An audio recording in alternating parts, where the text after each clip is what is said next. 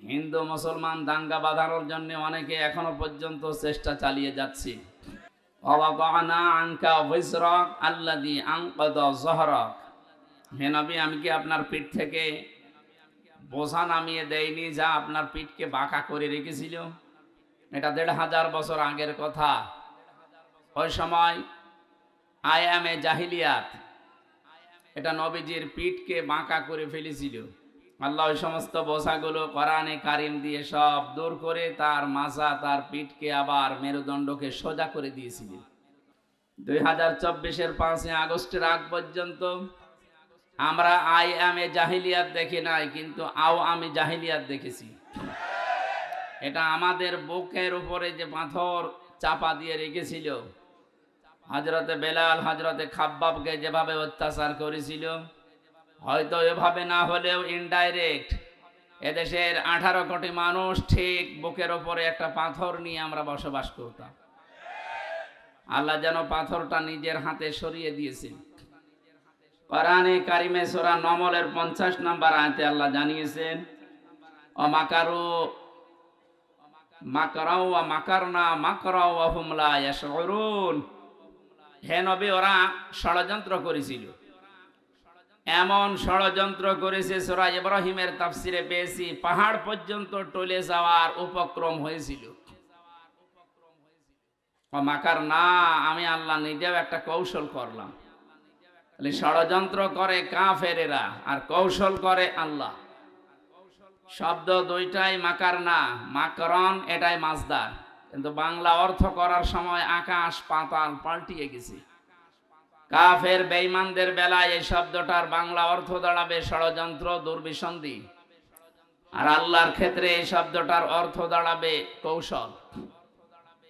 অমাকারু অমাকার আল্লাহ আল্লাহু খায়রুল মাকিরিন। আল্লাহ বলেন ওরা ষড়যন্ত্র করেছে আর আমি আল্লাহ কৌশল করেছি, আমি সবচাইতে উত্তম কৌশলী। বাস্তবে দেখেনি 15.5 বছরে যত ষড়যন্ত্র ওরা করেছিল সবগুলোর মোকাবেলা আমাদের চাই ইমানে সম্ভব না। আল্লাহ পাক মনে হচ্ছে নিজের কুদরতি হাতে এই কৌশল অবলম্বন করে সবগুলো দূর করে দিয়েছে। হুয়া জিতাবাকুম ওমা জাআলা আলাইকুম ফিদ্দীন মিন হারাজ। তিনি সেই আল্লাহ যিনি তোমাদেরকে নির্বাচিত করেন। কুমিল্লাবাসী নির্বাচিত করা হয় যে পদ্ধতিতে, ওর নাম নির্বাচন। কথা বলেন না কেন? আজ বিশ্বের বিভিন্ন মোড়লদের কাছে ধর্ণা দিচ্ছে যারা পালিয়ে গেছে, 2 বোন একসাথে। ওনারা এখন বলতে চাচ্ছে যে আমরা নির্বাচিত ছিলাম, আমাদেরকে উৎখাত করা হয়েছে। এটা ডাহা মিথ্যা কথা। আপনি নির্বাচিত ছিলেন এই 15 বছরে, শয়তানও বিশ্বাস করে না। এমনকি যদি কেউ ঘোড়াকে জিজ্ঞাসা করে, ঘোড়াও হাসবে যে একটা কথা বললি। আমি কথা বলতে পারি না, কিন্তু আমি তো হাসতে পারি। যে কথা শুনলাম এ তো আমিও না হেসে পারি না। ঘোড়া দাঁত বের করে হাসবে না? এত বড় ডাহা মিথ্যা কথা একটা হাসি মানুষ বলেন কি করি? হাসিদের বদনাম হয়ে যাচ্ছে। এই জন্য আশা করছে আমরা যেহেতু হাসি, আমাদের গায়েও লাগে কেউ মিথ্যা বললে। মানুষ গালি দেয় শালার পাঁচি। কথা বলেন না কেন? এই জন্য আমরা আশা করব অন্তত আপনারা 2 বোন একসাথে পালিয়েছেন, একটু আল্লাহ বিল্লাহ করেন। কথা বলেন না কেন? মিথ্যা কথা, মিথ্যা তথ্য মানুষকে দিয়ে আর বিভ্রান্ত করবেন না পৃথিবীর মানুষকে। সারা দুনিয়া জানে যে 15.5 বছরে কোনো নির্বাচন হয়নি। এই মিথ্যা কথা মানুষকে বলে কি আপনি লাভ করতে পারবেন? হ্যাঁ, ষড়যন্ত্র করছেন, এর মোকাবেলায় আল্লাহ বলেন আমি নিজে কৌশল করি। অমাকার না, একালিপ টান আছে জমা মোতাকাল্লিম, এটা হামজার দায়িত্ব না, কৌশল করা দায়িত্ব কার?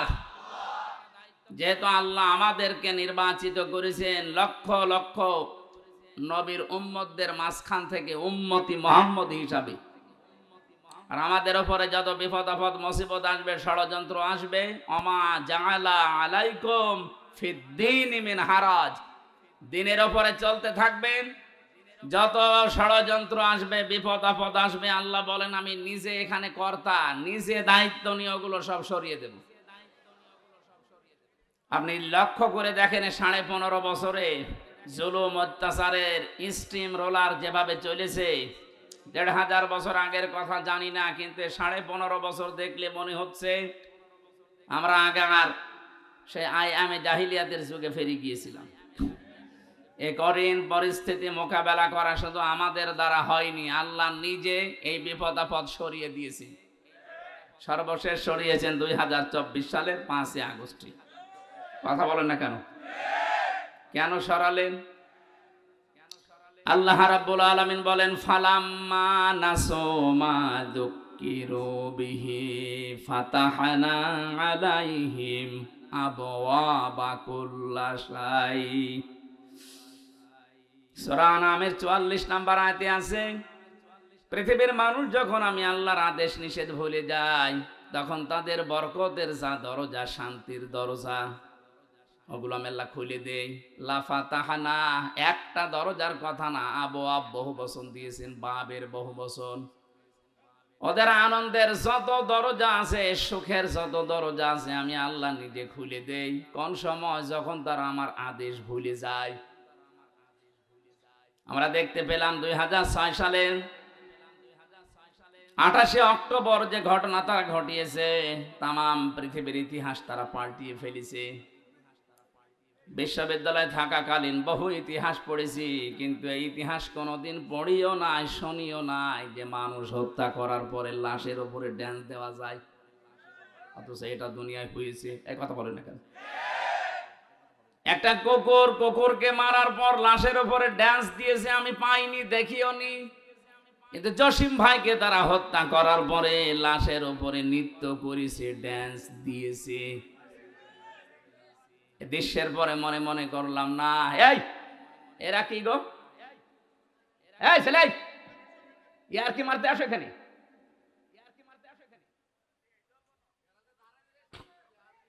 এখান থেকে যান, যান যান যান, হয় বসেন না বাড়ি চলে যান, যান। নিজেও শোনে না, মানুষকে শুনতে দেয়।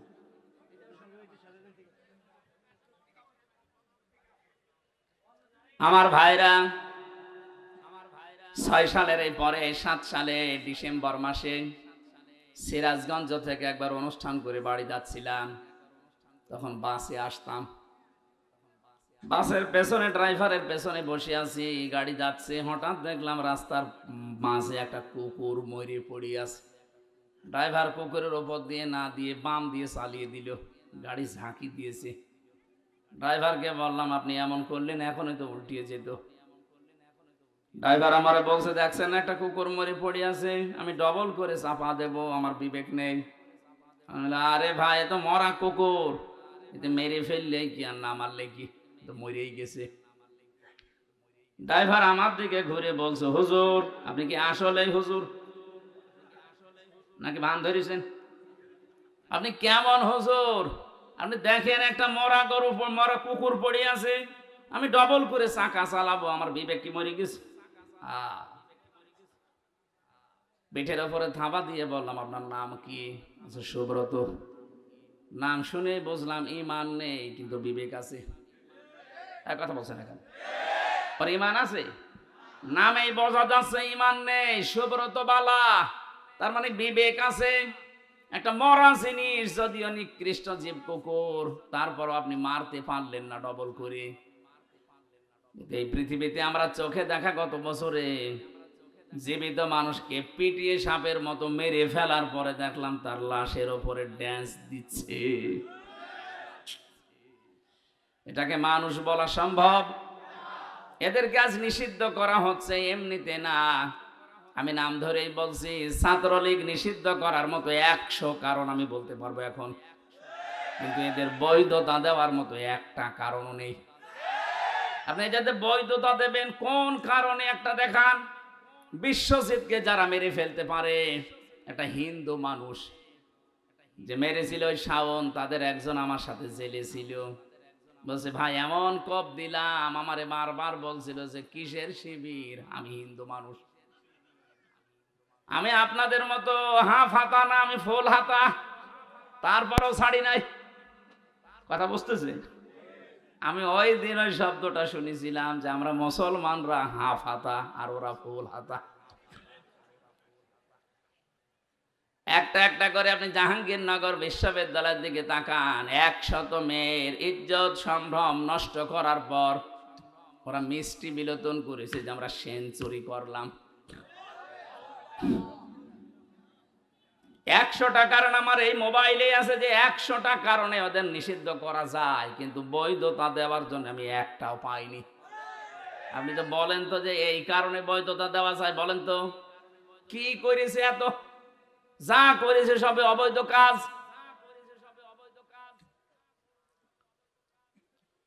আমার যেটা শিক্ষা দেওয়ার বিষয় ছিল, একটা মানুষ 6 সালের ঘটনা যিনি ঘটিয়েছেন, যার নেতৃত্বে সারা দেশ থেকে লগি বইটা নিয়ে মানুষ গিয়েছে, হুকুমের আসামি হিসাবে তো তার নাম থাকা দরকার। কারণ আমরা এই কুমিল্লা থেকে তো ঢাকায় যেতে চাইনি, আপনার কথা মতোই আমি গেছি।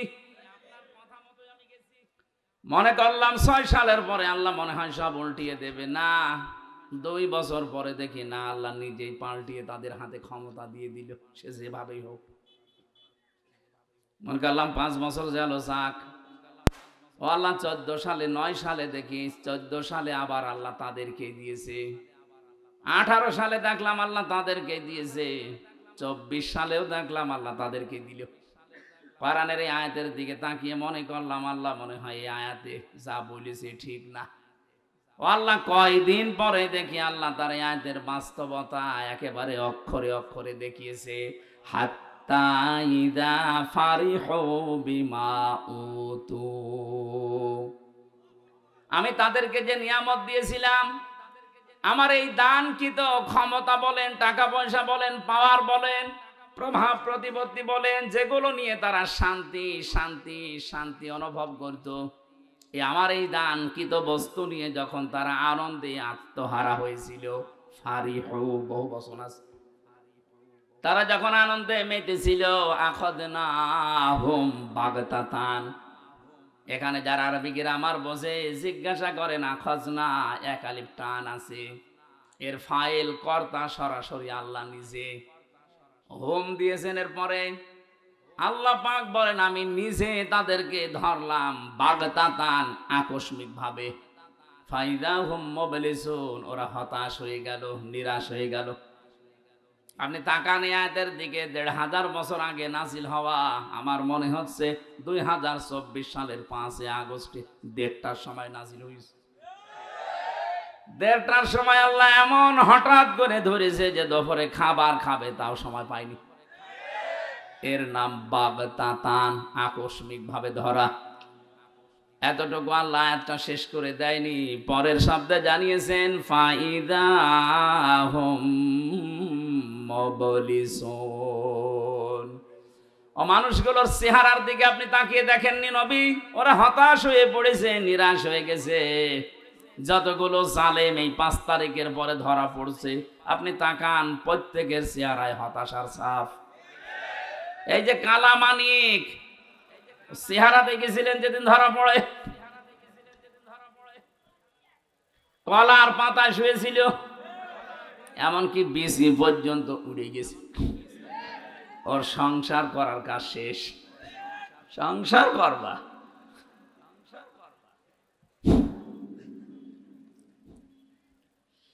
এই আয়াতের পরের শব্দটা আমার কাছে খুব আশ্চর্য মনে হচ্ছে, ফাকুতিআ দাবিরুল কওমিল্লাযীনা যালামু। আল্লাহ পাক বলেন আমি নিজে জালেমদের শিকড় কেটে দিয়েছি। সুতরাং জালেম যারা তাদের শিকড় কেটে দিয়েছে সরাসরি কে? এই জন্য জালেমদের কথা শুনে উদ্বুদ্ধ হয়ে এখন যদি দেশে কেউ বিশৃঙ্খলা তৈরি করে, নিজের কপালে নিজে আগুন লাগাচ্ছেন। ওদের যদি ক্ষমতায় থাকতো তাহলে পালিয়ে যেত না, যেহেতু ধরেছে সরাসরি আল্লাহ নিজে। ছাত্র জনতা এটা একটা উপলক্ষ। বিএনপির মতো, জামাত ইসলামের মতো এত বড় বড় রাজনৈতিক দল 15.5 বছরে এক চুলও নড়াতে পারে নাই। সেখানে নিরস্ত্র, কিচ্ছু হাতে নেই, খালি হাতে ছাত্র ছাত্রী। আমার মনে হয় আল্লাহ ঠিক আবাবিল পাঠিয়েছিল। এই শব্দটা তারই প্রমাণ, মাকার না। আমি নিজে একটা কৌশল করলাম। আল্লাহ পাক পরের শব্দ দিয়েছেন মাকারাহুম লা ইয়াশউরুন। এমন কৌশল করেছি যে যারা টেরও পায়নি, কোনদিন ভাবে না যে এই ছাত্র এই নিরস্ত এদের মাধ্যমে আমাদের পালিয়ে যাওয়া লাগবে, কোনদিন ভাবে না। আল্লাহ রাব্বুল আলামিন পরের আয়াতে জানিয়েছেন ফাংজুর, নজর করে দেখো, কাইফা কানা আকিবাতু মাকরিহিম, দুনিয়ায় যারা ষড়যন্ত্র করেছিল তাদের পরিণাম আমি কি করেছি আপনি তাকান। আন্না দাম্মারনাহুম ওয়া কওমাহুম আজমাইন। আল্লাহ পাক শুধু আন্না দিতে পারতেন, আন্না একালি টান দিয়ে জানিয়েছেন অবশ্যই আমি ওদের এবং ওদের জ্ঞাতি গোষ্ঠী যারা ছিল প্রত্যেকের শিকড় আমি আল্লাহ নিজে কেটে দিয়েছি। তাদের প্রত্যেকের শিকড় কাটার দায়িত্ব কার? এখানে শিকড় কেটে দিলে ওইটা আর দাঁড়িয়ে থাকতে পারে না। এদেশে জালেমদের ভিত আর নেই, ষড়যন্ত্র যাই করছেন বিভিন্ন ইস্যু নিয়ে একটাও টিকবে না। যত ষড়যন্ত্র করবেন এদেশের ছাত্র আর জনতা এরা কিন্তু আরো ইস্পাত শক্ত কঠিন মজবুত হবে। ছোটখাটো যে মনোমালিন্য গুলো আছে আপনাদের এই ছোটখাটো ষড়যন্ত্রের কারণে আরো বেশি মজবুত হয়ে যাবে। শেষে বলবেন আল্লাহ আগেই তো ভালো ছিল। এই জন্য আমার মনে হয় ষড়যন্ত্রের ফাঁদে পা না দেওয়া।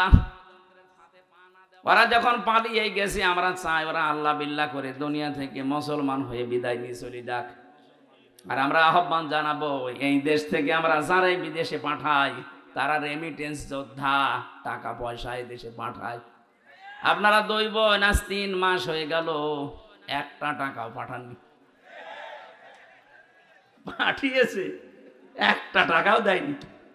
কি করছেন আপনারা ওখানে? কারো স্বামীর বাড়ি, কারো দুলা ভাইয়ের বাড়ি, অন্তত কিছু দেন। যে ঋণের বোঝা দিয়ে গেলেন এই দেশে, এত ঋণ করেছেন আপনারা এই দেশে, এখন যত টাকা পাচার করেছেন এটা এখন শোধ তুলতে এই দেশে যেই জন্ম নেবে তার মাথার উপরে 1 লাখ টাকার উপরে ঋণ। আহ্বান জানাবো ওখানে বসে বসে ষড়যন্ত্র না করে, গটি না চাইলে 2 বোন মিলে টাকা পয়সা যেগুলো পাচার হয়েছে পাঠান, আমরা ঋণ পরিশোধ করি। এটা আমরা চাই না, এটা সারা দেশের মানুষই চাই। এজন্য আমি আর নিচে নামলাম না। পরের আয়াতটা শুনলে আপনার আরেকটু ভালো লাগবে, বলবো। আপনি আবার অন্য দিকে নেবেন না, দেখবেন মেলে কিনা। আল্লাহ পাক বলেন ফাতিলকা বুয়ুতুহুম খাবিয়াতাম বিমা যালামু ইন্না ফি যালিকা লাআয়াতান লিকাউমি ইয়ালামুন। আল্লাহ ফা দিয়ে আয়াত শুরু করলেন। ফাতিলকা এই সেই ঘর, বাইতুন 1 বছর, বুয়ুত বহু বছর, হোম মানে তাদের। আল্লাহ বলেন এই সেই ঘর, এই যে তাকান, এই সেই ঘর। তিনি যেন আঙ্গুলে ভাবে দিয়ে আমাদেরকে দেখাচ্ছেন, হে নবী আপনি দেখতে পান না, এই সেই ঘর। খাবিয়াতান, যেগুলো জনশূন্য করে দিয়েছি, বিমা যালামু, তাদের জুলুমের কারণে।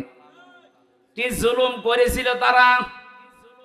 মাটির নিচে যে আয়না ঘরের কথা বলছিলেন, আমি তো মাত্র 10 দিন ছিলাম, আমি টের পেয়েছি যে মানুষ কত নিকৃষ্ট হতে পারে। ওখানে কত মানুষ 2 বছর, 5 বছর, 8 বছর, 10 বছর, 14 বছর পড়ে আছে, কেউ জানে না।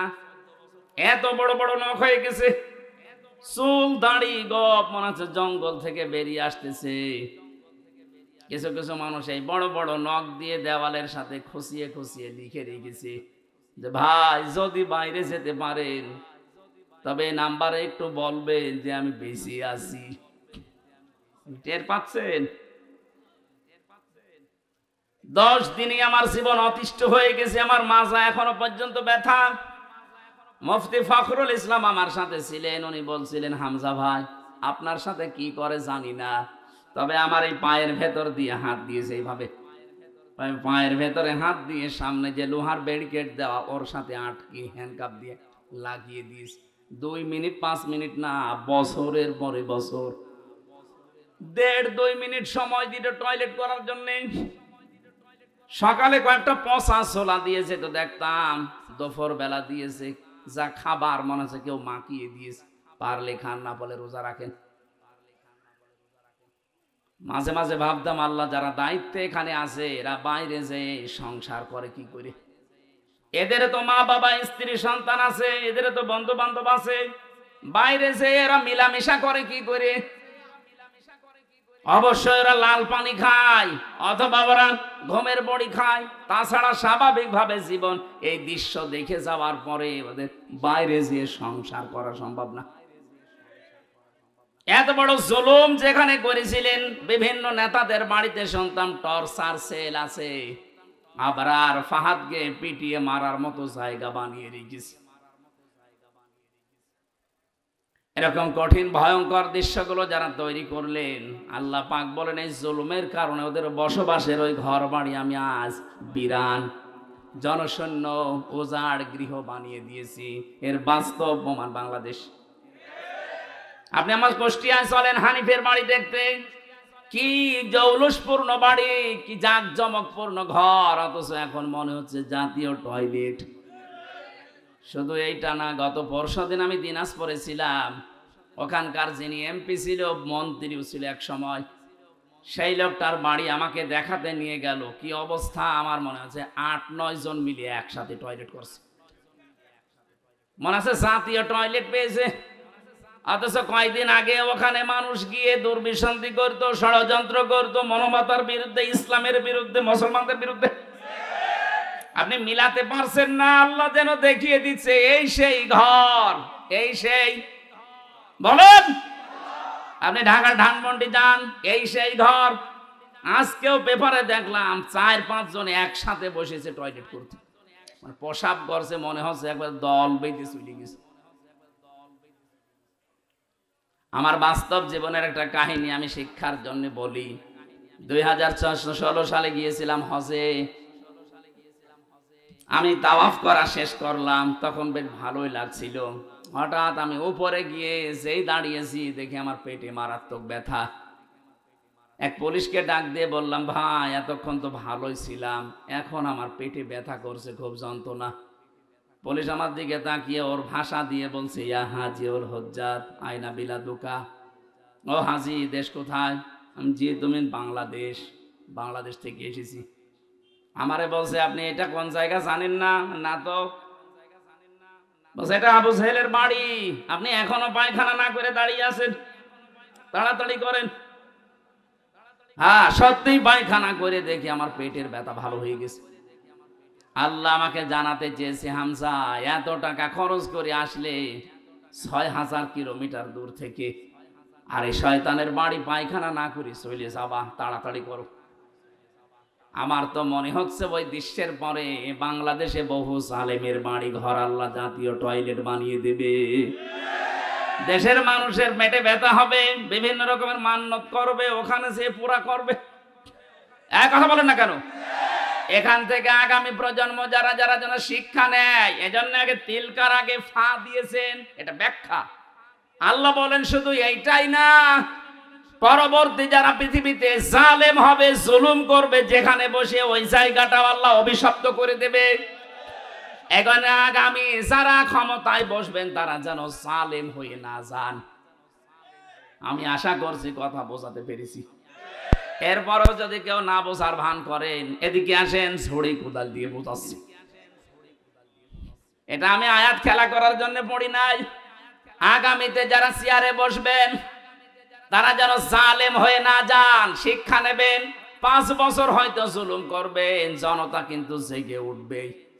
একবার যখন আবু সাঈদের মতো জীবন দিয়া শিখা ফেলেছে, এদেরকে আর দাবানো যাবে না। এক আবু সাঈদের কারণে লক্ষ লক্ষ আবু সাঈদ আজ বাংলার বিভিন্ন জায়গায় দাঁড় হয়ে গেছে। ষড়যন্ত্র যদি না থামে, এরাও কিন্তু জীবন দিতে প্রস্তুত। এই জন্য যে যেই ফাঁদে পা দিয়েছেন থামেন। ইসকনের নাম নিয়ে হোক আর বিভিন্ন নামে আজ যেগুলো চালাচ্ছেন, যেখানে আছেন ওখানেই থামবেন। এটা কিন্তু ইন্ডিয়া না, এটা এখনো বাংলাদেশ। এদের হয়তো আর কিছু নেই, যতটুকু ইমান আছে ইমানের সামনে দাঁড়ানোর ক্ষমতা এখনো কারো নেই। কথা বলেন ঠিক কিনা? আমরা আর কিছু না মানি, অন্তত এটা বিশ্বাস করি যে আল্লাহ একজন আছে। এক কথা বলেন না কেন? আমার মনে হয় শুধু আমরা না, এদেশে আমরা যারাই বাস করি অন্য ধর্ম অনুসরণ করতে পারে, কিন্তু উপরওয়ালা একজন আছে এই কথা তারাও বলে। কথা বলেন। আপনি পিনাকি ভট্টাচার্যের দিকে তাকান, আমার মনে হয় যে ওর 100টা কথা বললে 90টা আল্লাহর নামে বলে, অথচ নাম দেখেছেন, ধর্ম দেখেছেন পিনাকি ভট্টাচার্য, হিন্দু মানুষ। আপনি গয়েশ্বর বাবুর কাছে যান, 14টা কথা বললে আমার মনে হয় 10টায় আল্লাহর নামে বলে। সবাই এই পৃথিবীতে যারাই আছে, বিশেষ করে এই বাংলাদেশে, এরা সবাই বিশ্বাস করে আল্লাহ একজন আছে, উপরওয়ালা একজন আছে। কারণ বিপদে পড়লে আমরা দেখি দলমত থাকে না, সবাই তখন ডাকে কাকে? আমি ছোটবেলায় বরিশালে পড়তাম, ওই সময় ব্রিজ ছিল না, নৌকায় যাওয়া লাগতো। লঞ্চে টলারে নৌকায় যখন যাচ্ছি, হঠাৎ দেখি ঝড় উঠেছে নৌকায়, টলাটলি করে নৌকা। আমরা যারা মুসলমান আছি বলছি লা ইলাহা ইল্লাল্লাহ। একজন দাদা হিন্দু আর দাদি দুইজন মিলে আমাদের সাথে পড়ছে লা ইলাহা ইল্লাল্লাহ। কি গো, চেহারা দেখে মনে হয় অন্য ধর্মের। এই যে এখানে কি দেওয়া থাকে, তিলক। ডাক দিয়ে বললাম, দাদা মুসলমান হয়েছেন কবে? হইনি। কালেমা পড়লেন? যে ঝড় উঠেছে ও কালী দুর্গার কাজ না, আল্লাহ লাগবে। বিপদে পড়লে সবাই ডাকে কাকে? তাহলে আমরা আজকে শিক্ষা নিয়ে যাওয়া লাগবে। আল্লাহ পাক যদি জালেমদের বাড়ি ঘর জনশূন্য করে দিয়ে টয়লেট বানিয়ে দিতে পারে মাত্র 3 মাসের ব্যবধানে, 3 বছর যেতে দেন, ওই জায়গাতে মানুষ ঘৃণা করেও যাবে না। কারণ জায়গাটা আল্লাহ অভিশপ্ত করে দেয়। যেখানে বসে জালেমরা জুলুমের দুর্বিসন্ধি করে, ওই জায়গাটা আল্লাহ পৃথিবীর মানুষের কাছে ঘৃণিত, নিন্দিত, অভিশপ্ত করে দেয়। আমরা যারা সামনে কোনদিন যদি চেয়ারে কেউ যেতে পারি, আমরা আর যাই করি যেন জনগণের সাথে জুলুম না করি। আল্লাহ এটা আমাদের বোঝার মতো তৌফিক দান করো, বলেন আমিন। দরুদ আর সালাম পড়ছি মুহাম্মদ রাসূলুল্লাহ সাল্লাল্লাহু আলাইহি ওয়াসাল্লামের প্রতি। যারা আনিত আদর্শ পেয়ে আমরা খুশি না বেজার? বলেন। এই জামানায় যদি হযরতে মুসা আলাইহিস সালাম আসতেন, হযরতে ঈসা নবী পর্যন্ত আসতেন, আর তারা যদি আমাদের নবী মুহাম্মদ রাসূলুল্লাহকে না মানতেন, বিশ্ব নবী জানিয়ে গেছেন আমি নবুয়ত পাওয়ার পর থেকে কিয়ামত পর্যন্ত যদি মুসা নবী ঈসা নবীও আসে আর আমার আদর্শ বাদ দিয়ে নতুন কিছু মেনে চলে, নবী হওয়ার পরও তারা জাহান্নামী। আপনি এই কথার ওজন টের পাচ্ছেন? এত বড় নবী, আল্লাহর সাথে যিনি কথা বলতেন কালিমুল্লাহ, আল্লাহর রূহ বলা হয় হযরতে ঈসা রূহুল্লাহ। এই সমস্ত নবী এখন যদি আসতেন আর মুহাম্মদুর রাসূলুল্লাহর আদর্শ বাদ দিয়ে যদি অন্য কাউকে মেনে চলতেন, তারা পর্যন্ত জাহান্নামী হয়ে যেতেন।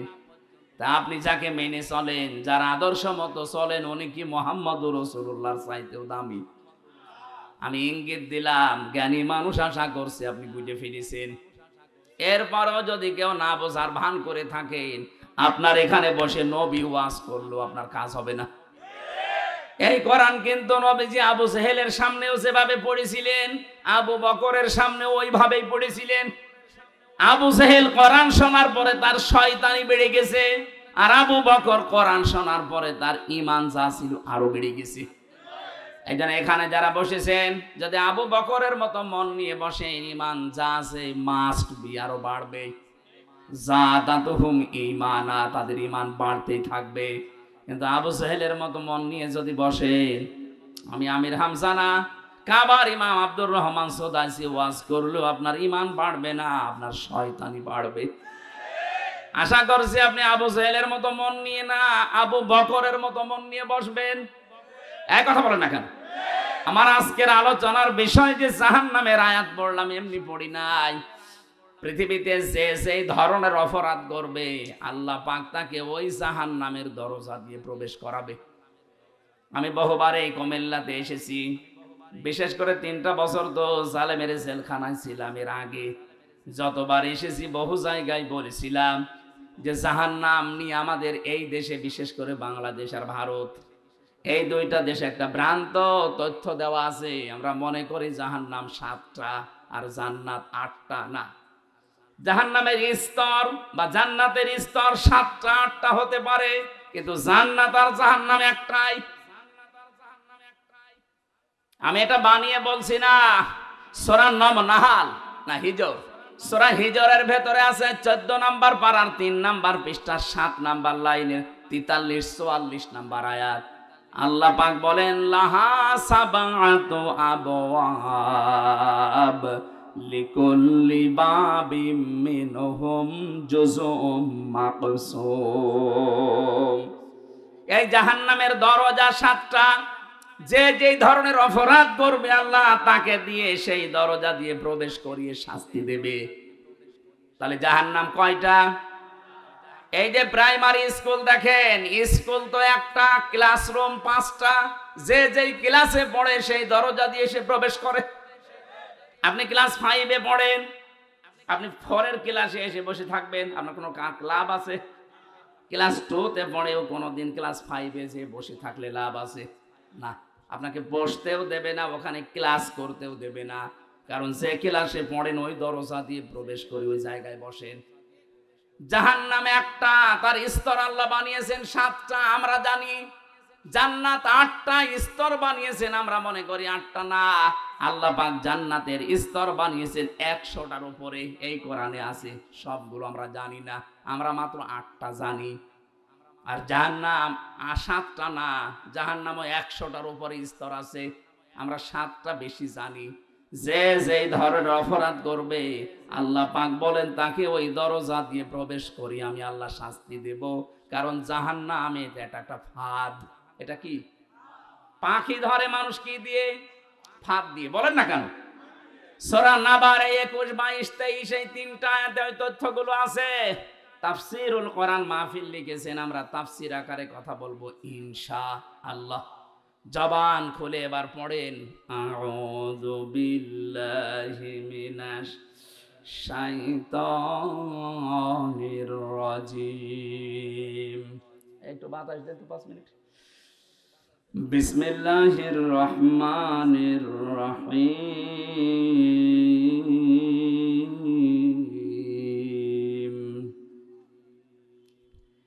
ইন্না জাহান্নামা কানাত মিরসাদা লিত্তাগিনা মাআবা লাবিসিনা ফিহা আহকাবা। সাদাকাল্লাহুল আযীম। সূরা নাবা। নাবা মানে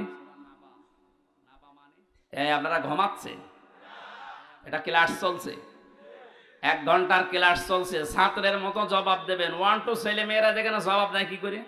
জি বলে এইভাবে বলবেন। যদি বলতে না পারেন যে ক্লাসে আছেন আপনাকে কিন্তু নামিয়ে দেওয়া হবে। এক ছেলে যে কাঁদছিল বাবার কাছে, আব্বা কি হয়েছে? রেজাল্ট দিয়েছে। রেজাল্ট দিয়েছে, কাঁদিস কেন? ফেল করেছিস? কথা বলছে না। যেই থাপ্পড় দিয়েছে বলছে আব্বা ফেল করলে তো একটা কথা ছিল, ছিলাম 5-এ নামিয়ে দিয়েছি 3-তে। কি ছাত্র দেখে, আর পরীক্ষা কি দিয়া দিয়েছে। ফেল করলেও তো অন্তত ক্লাসে থাকতে পারতাম। এমন পরীক্ষা দিয়েছি স্যাররা রাগ করে আমার 2-3 নামিয়ে দিয়েছে। এখনো 5 পড়তে আমার 3 বছর লাগবে। এখানে যারা ক্লাস করছেন আজকে জবাব দেবেন একেবারে 5-এর মতো, যেন অন্তত 6-এ ওঠা যায়। এক কথা বলে না কেন? হ্যাঁ, এইভাবে জবাব দেবেন। আজকের আলোচনাটা গুরুত্বপূর্ণ এই জন্যে, পৃথিবীতে আমরা যে যেই ধরনের কাজে আছি, অপরাধে আছি, আমলে আছি, এইটা দিয়ে আল্লাহ জাহান্নামের ওই দরজা প্রস্তুত করে রাখবে। কারণ এটা একটা ফাঁদ, আমাদেরকে ধরার জন্য আল্লাহ বানিয়েছেন।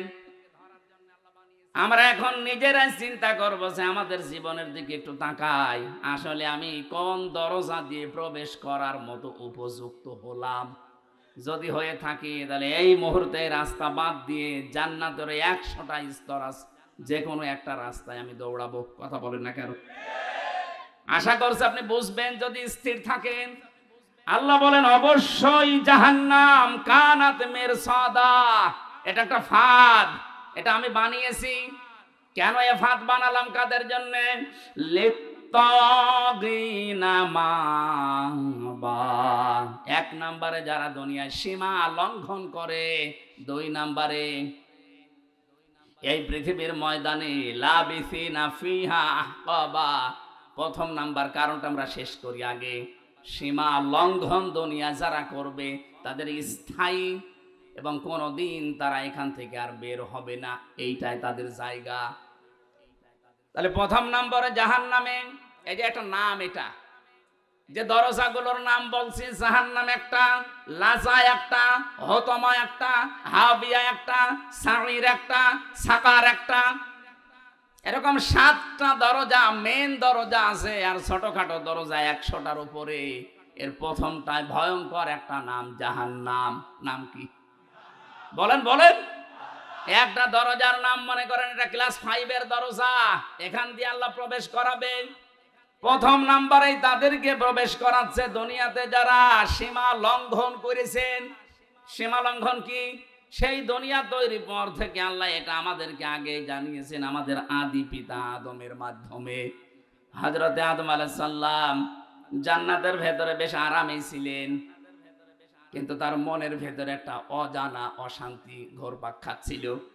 রব্বুল আলামিন এটা টের পেয়ে তার ঘুমন্ত অবস্থায় বাম পাঁজরের একটা হাড় বের করে একটা সুন্দর মহিলাকে আল্লাহ বানিয়ে রাখলেন, নাম দিলেন হাওয়া। হযরতে হাওয়া এত সুন্দরী ছিল, যেহেতু আল্লাহ নিজে হাতে করে তাকে বানিয়েছেন। আল্লাহ পাক বলেন লাকাদ খালাকনাল ইনসানা ফি আহসানি তাকওয়িম। মানুষের এই চেহারাকে আমি আল্লাহ এত সুন্দর করে বানিয়েছি। তাফসিরে আয়াতের তাফসির পড়তে গিয়ে দেখলাম পৃথিবীর জমিনে যত নারী আল্লাহ পাঠিয়েছেন, 4 জন নারীকে আল্লাহ সব চাইতে সুন্দর বানিয়েছিলেন। তার 1 নম্বরে হযরতে হাওয়া, 2 নম্বর ওই যে জুলাইখা, 3 নম্বরে ইব্রাহিম নবীর প্রথম স্ত্রী হযরতে সারা, 4 নম্বরে নবীজির ছোট মেয়ে হযরতে ফাতিমাতুজ জোহরা রাদিয়াল্লাহু তাআলা আনহা। এত সুন্দর করে আল্লাহ তাদেরকে বানিয়েছিলেন, কিয়ামত পর্যন্ত এত সুন্দরী মানুষ আর দুনিয়ায় আসবে না। আমরা ঐশ্বরিয়াকে দেখে অনেক অজ্ঞান হয়ে যায়। হযরতে আদমের স্ত্রী হাওয়া আলাইহিস সালাম, আমাদের আদি মাতা, তাকে দেখলে আপনি না খেয়ে থাকতেন। এজন্য আমাদের আদি পিতা হযরতে আদম ঘুম ভাঙার পরেই তাকে দেখলেন, তাকালেন, ধরতে গেলেন। এটা বিপরীত লিঙ্গের প্রতি একটা আকর্ষণ। এক কথা বলছেন, বিপরীত লিঙ্গের প্রতি এটা কি? আরো জোরে বলেন। এটা তৈরি করে দিয়েছে কে? যুজ্জিনা লিন্নাসি হুব্বুশ শাহাওয়াতি মিনান নিসা। মানুষের কাছে আকর্ষণীয় করে দিয়েছি 9টা জিনিস, তার 1 নাম্বার স্ত্রী, মেয়ে লোক। এই আকর্ষণকে আজ বিকর্ষণে পরিণত করে আজ বাংলাদেশে সমকামিতা আরম্ভ করতে যাচ্ছে, যে মেয়ে লোকে বিয়ে করবে। এটা আজকেও কুষ্টিয়া একজন করেছে, পত্রিকায় পেলাম, আজকেও কুষ্টিয়া একজন করেছে, মহিলা বিয়ে করবে। তারা চিত ধরেছে, বিয়ে যদি না দেন 2 জনে আত্মহত্যা করব। কোথায় নেমে গেছে এদের রুচি? কয়দিন পরে দেখবেন পুরুষে আন্দোলন করবে যে আমরাও বিয়ে করব। আল্লাহর পুরা সৃষ্টিকে এরা পাল্টে ফেলতে চায়।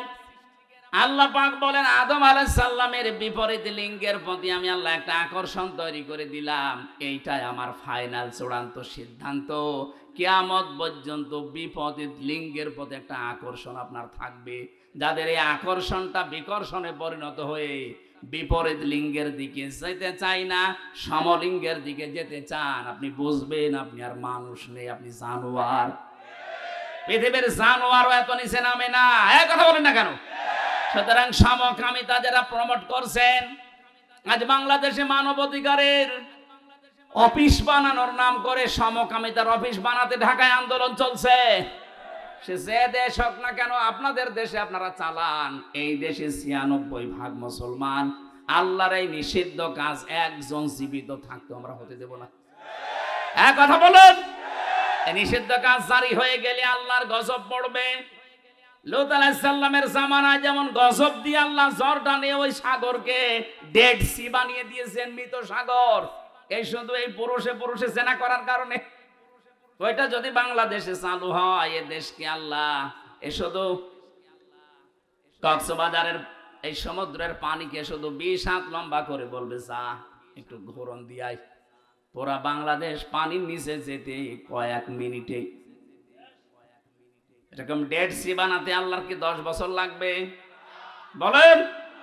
এই জন্য আমরা সাবধান। অনেকে বলছে যেটা করছে করুক গা, আপনি বেঁচে থাকেন না, হবে না। 2 তলা নৌকা চলছে, উপর তলায় আমরা আছি বড় বড় হুজুর নিয়ে, নিচ তলায় আছে ইনারা।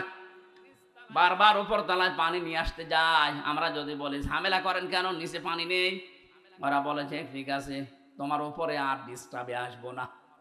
নিচে তক্তা একটা খুলে নিয়েছে, ওপরে আমরা যদি এই দৃশ্য দেখে বলি ঠিক আছে যে যা করছে করুক গা, লা ইলাহা ইল্লাল্লাহ।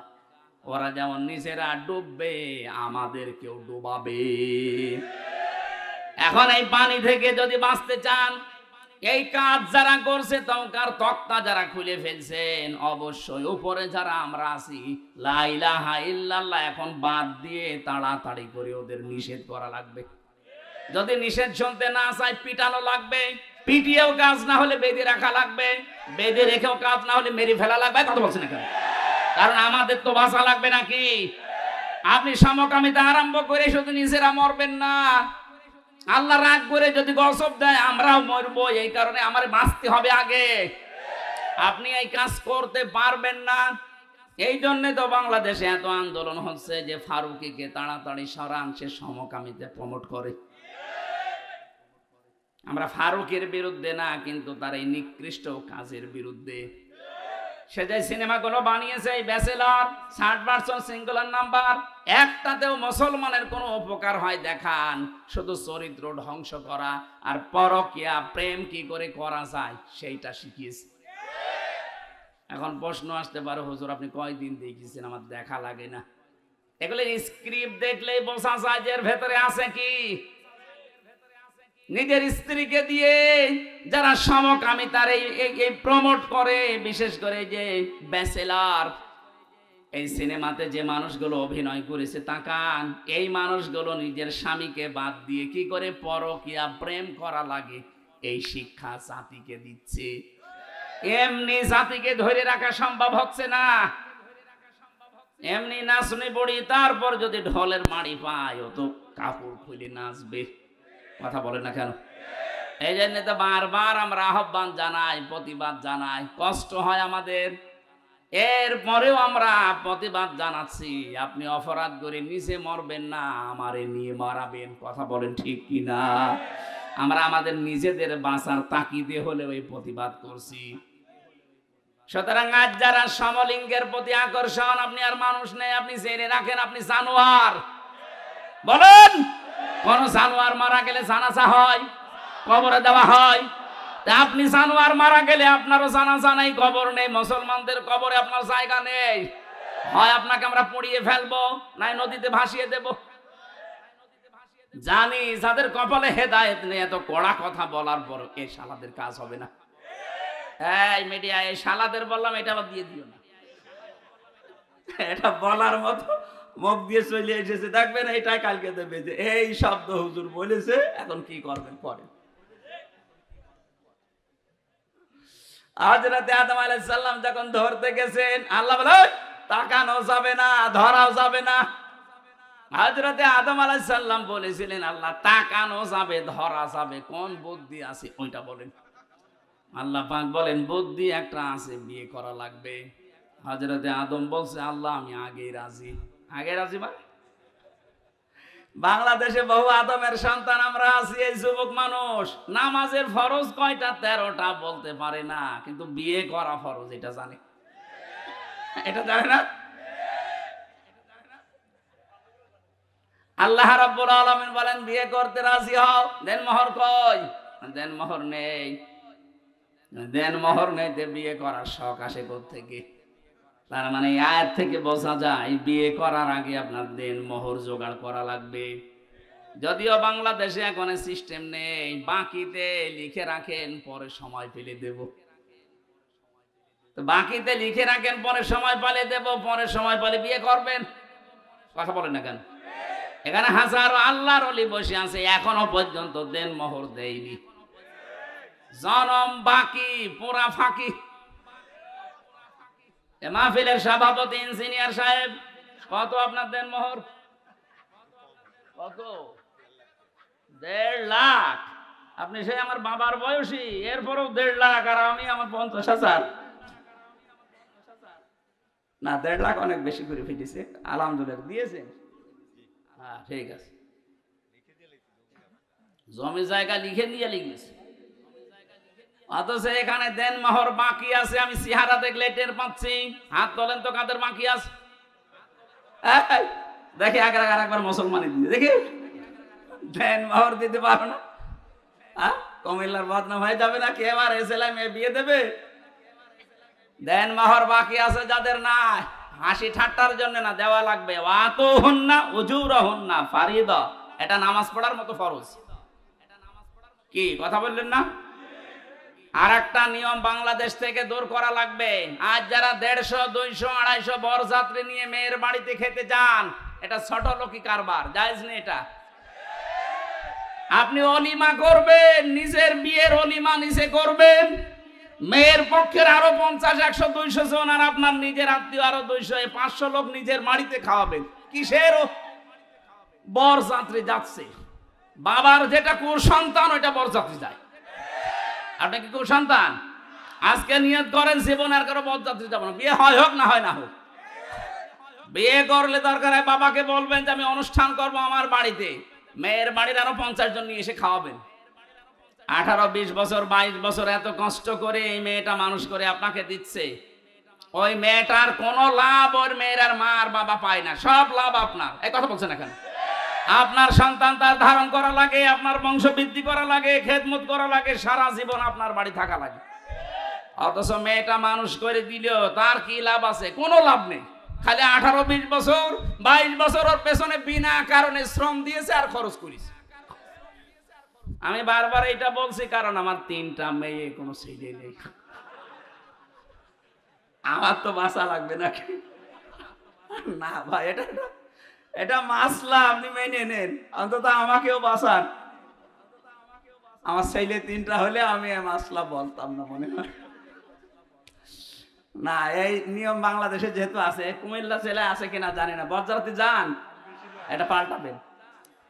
মেয়ের বাড়ি থেকে আরো 100-150 মানুষ নিয়ে আসবেন, নিজের পক্ষ থেকে আরো 150, 300 মানুষ খাওয়াবেন নিজের বাবার টাকা খরচ করে। কিসের বরযাত্রী যাচ্ছেন আপনি? হযরত আদম বলেছিলেন আল্লাহ আমার অর্থ নেই, আমি দেন মোহর দেব দিকে রে। আল্লাহ তাকে শিখিয়েছিলেন আমার নবী মুহাম্মদুর রাসূলুল্লাহর উপরে 10 বার দরুদ শরীফ পড়ো। বিয়েটা হয়ে গেল, জিবরাইল নিজে কাজী হয়ে বিয়ে পড়িয়েছেন। বিয়ে শেষ করার পরে এবার আমি এই শব্দটা বলার জন্য আসলাম। আল্লাহ রাব্বুল আলামিন ডাক দিলেন আদমকে, অকুলনা ইয়া আদাম উসকুন আনতা ওয়া যাওজুকাল জান্নাতা ওয়াকুলা মিনহা রাগাদান হাইসু শি'তুমা। কয়েকটা মাসলা এখান থেকে আসবে, খুব ভালোভাবে শুনবেন। আল্লাহ পাক বলেন আদম বিয়ে হয়ে গেছে, বউ নিয়ে চলে যাও বাড়িতে। জান্নাত হযরত আদমের বাড়ি আর আমাদের বাবার বাড়ি। কথা বলেন এখানে, জান্নাত হযরত আদমের বাড়ি আর আমাদের, আরো জোরে বলেন আমাদের। কি পেলেন এখান থেকে? বিয়ে করার পরে ওয়াকুলনা ইয়া আদাম উসকুন আনতা, আপনি নিজে, ওয়া যাওজুকাল জান্নাহ, আর আপনার স্ত্রীকে। তার মানে বউ বিয়ে করার পরে ওটা নিয়ে আপনার বাবার বাড়ি যাওয়া লাগবে। অথচ কত মানুষ আরো ঘর জামাই থাকে। আপনার লজ্জা নেই? আপনার বিয়ে করে বউ বাড়ি থেকে নিয়ে যাওয়া লাগবে বাবার বাড়ি, আর আপনি নিজে সহ থেকে যাচ্ছেন ঘর জামাই। না, এই সিস্টেম পাল্টান, এটা ছোট লোকি কারবার। বউ নিয়ে বাবার বাড়ি যাবেন, যেই শেষ নেই আল্লাহ শিক্ষা দিয়েছেন এখানে তিনটা অকুলা।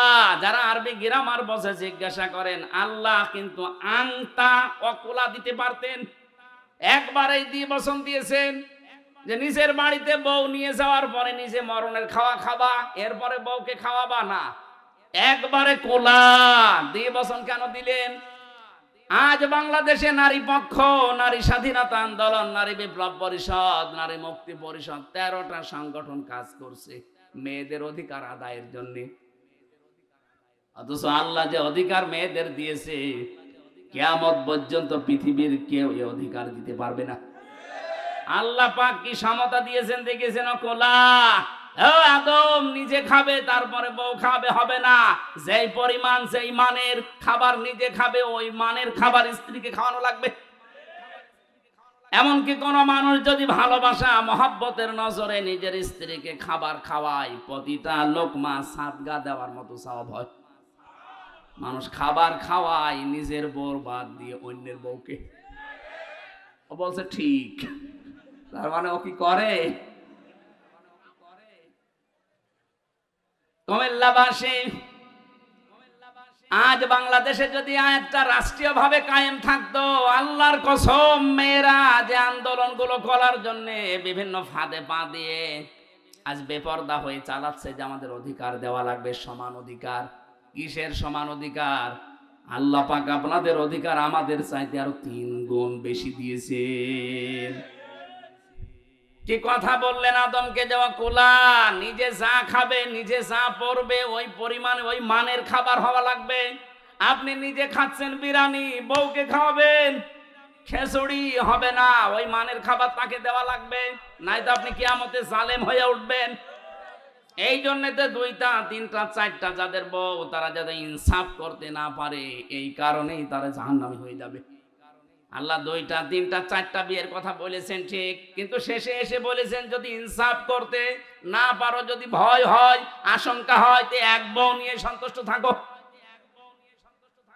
2 নম্বরে রাগাদান হাইসো সে তোমার বউ নিয়ে শুধু বাবার বাড়িতে, নিজের বাড়িতে নিয়ে আটক অবস্থায় রাখবা, ঘরের ভেতরে না।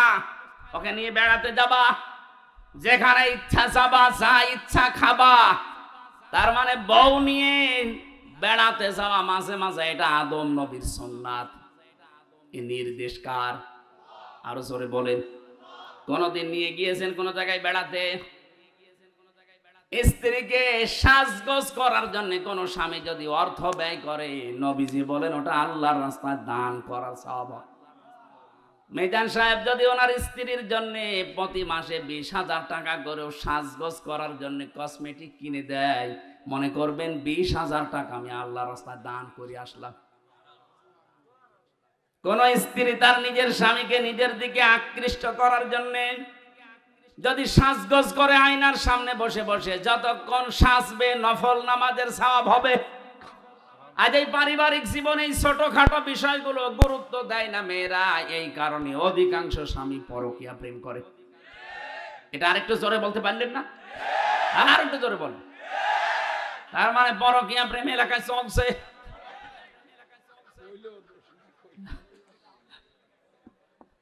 না, সম্মানিত মা বোন, আমি দেখলাম হাজারো মেয়েরা আপনার এই ছোটখাটো একটু ব্যবহারের কারণে হাজারো স্বামী আজ অন্য জায়গায় লাইন করতে বাধ্য হচ্ছে।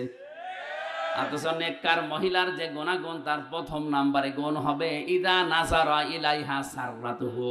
স্বামী যখন আপনার দিকে তাকাবে, যেভাবেই হোক স্বামীকে আপনি আনন্দ দেবেন। সাজগোজ করে হোক, কথাবার্তা দিয়ে হোক, ব্যবহার আচার দিয়ে হোক, দরকার হয় কাঁতো কুতু দেবেন, কি অসুবিধা কি? তাকে আনন্দ দেওয়া লাগবে, সে যেন বাইরে থেকে এসে তার ক্লান্ত শরীর অর্ধেক অন্তত ভালো হয়ে যায়। হযরতে খাদিজাতুল কুবরার জন্য আল্লাহ জান্নাতে একটা আলাদা ঘর বানাবেন, যে ঘরের ভেতরে কোনো নয়েজ নেই, কোনো আওয়াজ নেই, কোলাহল মুক্ত। কেন? কারণ নবীজি বাইরে থেকে যখনই আসতেন, ঘরে প্রবেশ করার পর একটা শান্ত, স্বচ্ছ, নির্মল, একটা নিরাপদ জায়গা তার জন্য হযরতে খাদিজা ব্যবস্থা করে রেখেছিলেন। আল্লাহ এত খুশি হয়েছেন স্বামীর প্রতি আচরণে, খাদিজার জন্য আল্লাহ নিজে একটা ঘর আলাদা বানিয়ে রাখবে, যেখানে কোনো আওয়াজ থাকবে না। আর স্বামীর জন্য নিজের ঘরটাকে যদি নয়েজ মুক্ত, আওয়াজ মুক্ত রাখতে পারেন, টেনশন মুক্ত, ওই ঘরটার জন্য জান্নাতে আপনার একটা ঘর আল্লাহ আলাদা বানিয়ে দেবেন। 2 নম্বরে কাজ হচ্ছে ইদা গাবা আনহা হাফিজাতুহু, স্বামী যখন বাইরে যাবে, নেককার স্ত্রীর গুণাবলী এইটা, সে তার নিজের ইজ্জত, তার সম্ভ্রম, স্বামীর সম্পদ, স্বামীর সন্তান, এগুলো সে হেফাজত করে রাখবে। অধিকাংশ মেয়েদের ভেতরে গুণগুলো আজ নেই। ওরা নামাজ পড়ে, রোজা রাখে, দান সাদগাও করে, হজও করে এসেছে, অথচ স্বামী বাইরে গেলে মনে হচ্ছে ও দিন পেয়েছে। এমন এমন মানুষকে মোবাইলে কথা বলে, অথচ মেয়েরা মোবাইলে কথা বলবে কোন ফোর্সে, কোন আওয়াজে, সে আওয়াজ পর্যন্ত আল্লাহ কোরআনে দিয়েছেন। সূরা আহজাব 22 নাম্বার পারা 1ম নাম্বার পৃষ্ঠা 3 নাম্বার লাইনের 32 নাম্বার আয়াত। এটা তাফসীরে খাজানের ভেতরে আছে। আল্লাহ পাক বলেন, ইয়া নিসান নাবিয়্যি লাস্তুন্না কা আহাদিম মিনান নিসাই ইনিত্তাকাইতুন্না ফালা তাখদা'না বিল কওলি ফায়াতমা'আল্লাযী ফী কলবিহি মারাদুন ওয়া কুলনা কাওলাম মা'রুফা। তাফসীরে খাজান বাড়ি যে যদি দেখেন সূরা আহজাবের 32 নম্বর আয়াত, এখানে কয়েকটা তথ্য আছে। আল্লাহ বলেন, হে নবীর স্ত্রীরা, যদিও নবীর স্ত্রীরা উম্মতের জন্য মা, উম্মতের জন্য কি, মায়ের প্রতি কেউ যত খারাপ ছেলে হোক খারাপ ধারণা করে, বলেন বলেন, অথচ আল্লাহ সেই মায়ের নাম দিয়ে বললেন, হে নবীর স্ত্রীরা, যদি কারোর সাথে কথা বলতে হয় পর্দার আড়াল থেকে, হেজাবের বাইরে থেকে, এখন আর পর্দার আড়ালে হেজাবের বাইরে না, এখন হচ্ছে মোবাইল ফোন, ফ্যাক্স, এই কথা বলেন। এখন যদি আপনি মোবাইলে কারোর সাথে কথা বলতে চান, কথা বলবেন সত্য কথা, মিথ্যা কথা বলা যাবে না। অথচ আজ মোবাইলটা হয়ে গেছে মিথ্যা কথা বলার যন্ত্র। আছে কুমিল্লায়, বলছে আমি ঢাকায় আছি, নাকি এরকম নেই?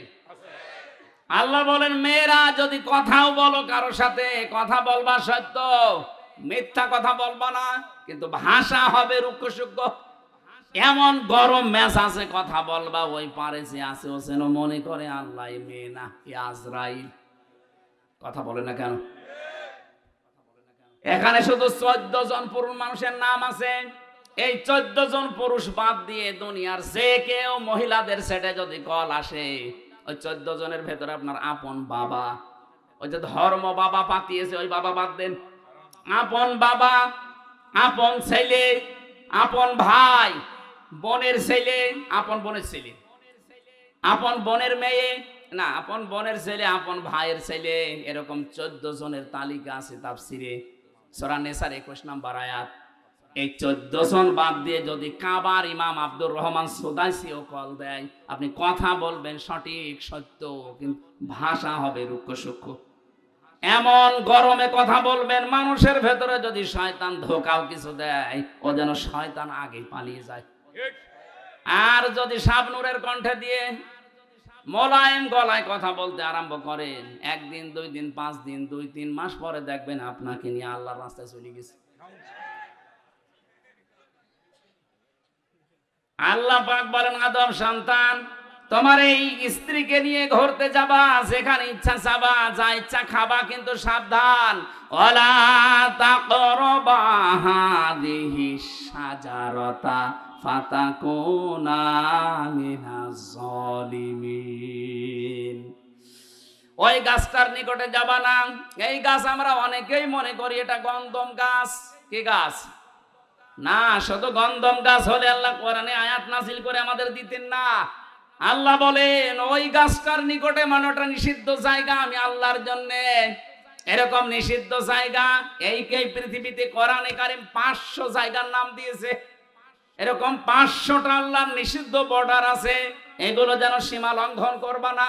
যদি করো জালেম হয়ে যাবা। হযরত আদম আলাইহিস সালাম যে জায়গায় গিয়েছিলেন, ওই জায়গায় যাওয়া তার জন্য নিষিদ্ধ ছিল। এই নিষেধ করেছিলেন কে? আরো জোরে বলেন।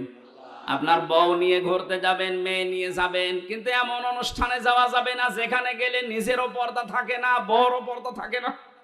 এরকম বিয়ে অনুষ্ঠান দেশে নেই? এক কথা বলুন। শিশু মেলা যাবেন না যেখানে শিশু নেই, শুধু শিশুর খালারা আর মামারা। এরকম শিশু মেলা নেই দেশে? ওখানে গেলে অ্যাক্সিডেন্ট হবে। এই জন্য ওয়ালা তাকরাবা হাদিহি শাজারা, ওইটাও একটা গাছ। আদম নবীকে দিয়ে আল্লাহ এটা জানিয়েছেন, আমার বর্ডার দুনিয়াতে এরকম পুরা কোরআনে আল্লাহ 500 বর্ডার দিয়েছেন।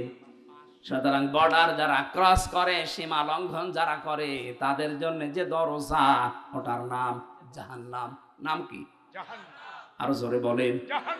2 নাম্বারটা বড় কঠিন জায়গা। আল্লাহ বলেন জাহান্নামে গেলে মা বা ওদের আশ্রয়স্থল হবে ওইটা, লাবিসিনা ফিহা হাকাবা, ওই মানুষগুলো চিরস্থায়ী ভাবে থাকবে ওখানে। আজ বাংলাদেশে অনেকে কি প্রচার করেছে আমি জানি না, অনেকে মনে করেন যে আমি জাহান্নামে যাবো 2-5 দিন, 1 বছর 5 বছর পরে বের হয়ে চলে আসবো। কি আর শাস্তি হবে, যা হয় হোক। বের হওয়ার সময় তো আবার হাউজে কাউসার থেকে গোসল করে আবার আগের হামজা হয়ে যাব। আপনি কি এটা দুনিয়ার জেলখানা পেয়েছেন নাকি?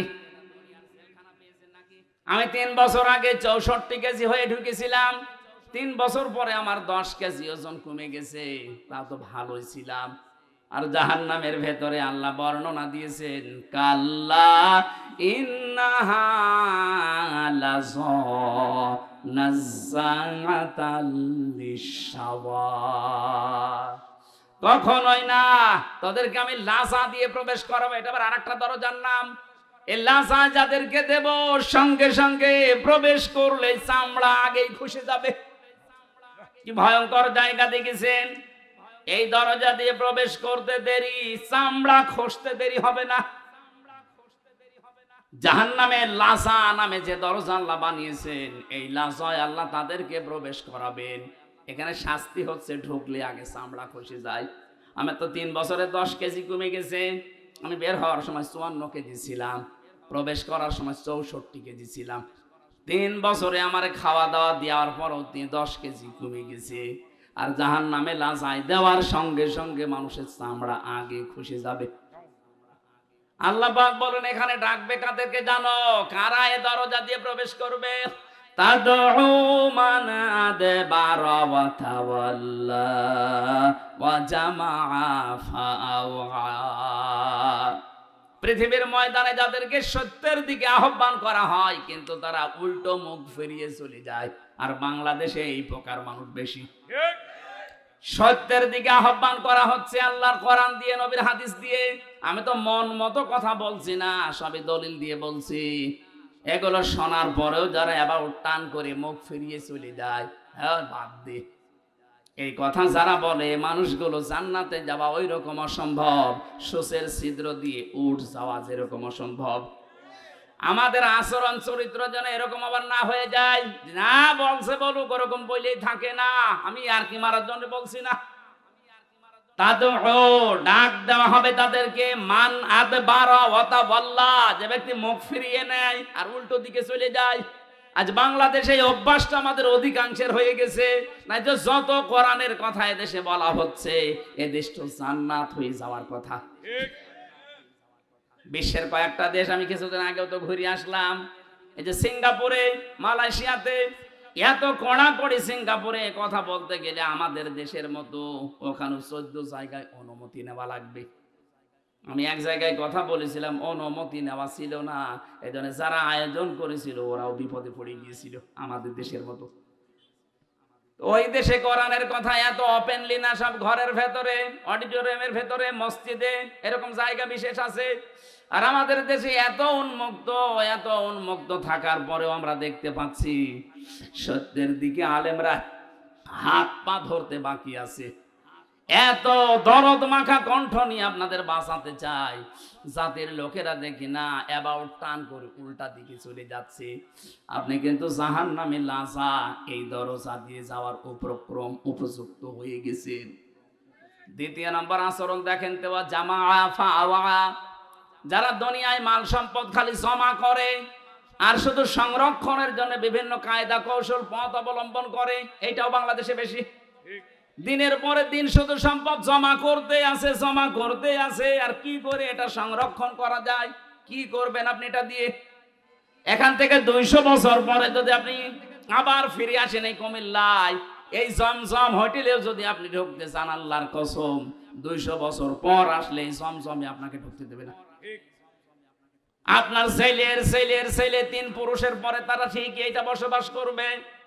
3 পুরুষের 150 বছর পার হয়ে যাবে, 200 বছরের মাথায় আপনি আসবেন। আপনার ছবিও যদি টাঙানো থাকে, ওই 3 নাম্বার পুরুষ যেটা, সে বলবে না কে আপনি, কিসের মিজান? আপনি যদি থাকতে চান তাহলে মসজিদে গিয়ে থাকেন গা।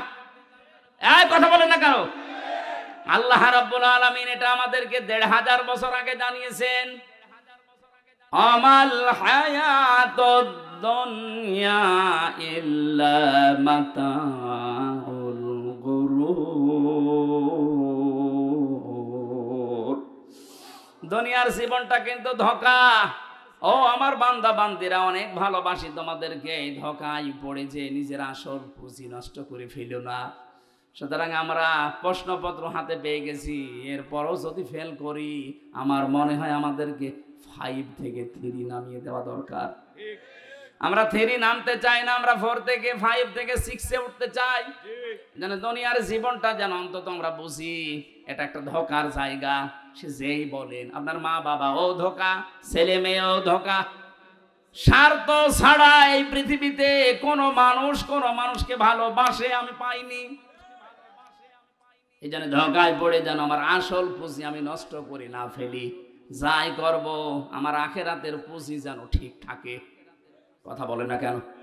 আজ হারাম উপায় করেছেন যারা, একটা হারামকেও আল্লাহ স্থায়িত্ব দেয়নি। কোরআনে কারিমে আল্লাহ জানিয়েছেন, ইয়ামহাকুল্লাহুর রিবা ওয়া ইউরবিস সাদাকাত।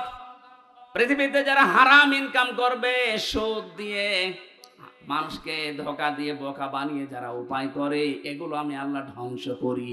এর বাস্তব প্রমাণ এই দরবেশ কত কোটি কোটি টাকা আত্মসাৎ করেছে আপনি দেখেন। 36,000 কোটি টাকা কোথায় এখন আজ শুয়ে আছে? আমাদের মতো জেলখানায় পাটিতে শুয়ে আছে। বাস্তবতা এইটাই। কি হয়েছে এখন? যদি সে মারা যায়, বলেন তো, বাংলাদেশে 1 নাম্বার ধনীর তালিকায় তার নাম ছিল, কি হলো এগুলো দিয়ে? পোড়াটাই আল্লাহ ধ্বংস করে ফেলেছে। আগস্টের 5 তারিখে দেখেছেন কত গাড়ি, 5 কোটি 8 কোটি 12 কোটি টাকার গাড়ি রাস্তায় পড়ে আছে, মালিক নেই। হারাম ইনকাম করলে আল্লাহ স্থায়িত্ব দেয় না, ওটা আল্লাহ ধ্বংস করে দেয়। কিন্তু বৈধ জিনিসের কোনো ক্ষয় নেই, যতটুকুই হোক আল্লাহ পাক নিজে বলেন আমি এটা বৃদ্ধি করতে থাকি। প্রত্যেকটা জায়গায় যেন হারাম থেকে বেশি হালাল ইনকামের দিকে যতটুকু সম্পদ রেখে যান যেন জায়েজ থাকে। আপনি একেবারে পাহাড় পরিমাণ তৈরি করে গেলেন, যদি ওটা সংরক্ষণের লাইন রাস্তা সব ক্লিয়ার করেও রেখে যান, 200 বছর তালিকা দিয়েছিলাম, 200 বছরও লাগবে না, 100 বছর পরে আসলেও আপনাকে আপনার নিজের ঘরে আর উঠতে দেবে না। আল্লাহ এই জীবন সম্পর্কে ভালোভাবে অনুধাবন করার তৌফিক আমাদেরকে দাও, বলেন আমিন। আমি জেলখানায় যে সমস্ত বইগুলো লিখেছিলাম তার ভেতরে এটা একটাই, 4-5 দিন আগে এটা পাবলিশ। লা ইলাহা ইল্লা আনতা সুবহানাকা ইন্নী